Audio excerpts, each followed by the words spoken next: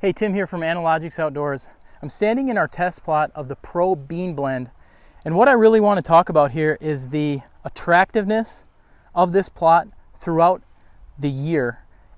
And what I mean by that is that we have 5 different maturities wrapped into this one blend, and you can tell the later maturities are the taller ones. So I'm 6 foot tall, this is nearly to my shoulder, and by the way, this is September 20th here in Minnesota. So a lot of the other bean fields around us are turning brown, yellow and brown.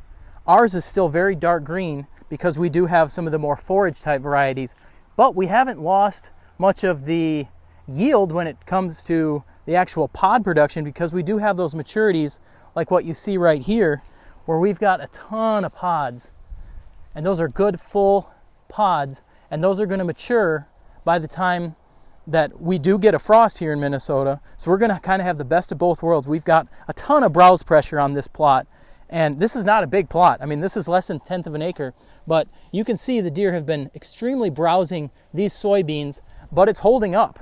And that's because we've got that blend of different maturities. So we've got the forage varieties that are kicking out a bunch of the big green leafy growth, keeping ahead of the deer pressure in terms of browse. And then we also have the varieties that have a lot of tonnage when it comes to the yield in the bean pod. So it's going to be a great late season blend.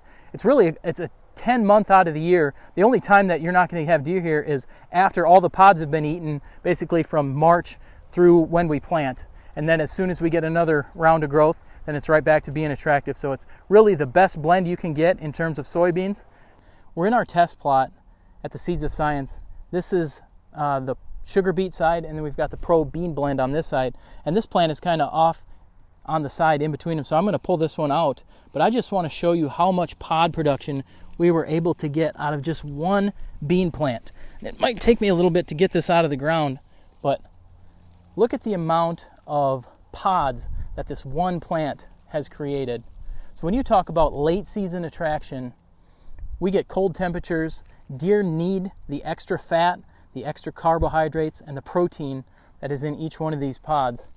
Now we've also got in this blend forage varieties. If you can look behind me, I've got some taller soybean plants, and those are the longer maturity varieties. So we've got the best of both worlds when it comes to attraction with a green leafy growth and nutrition when it comes to the late season pods. So check out the Pro Bean Blend today.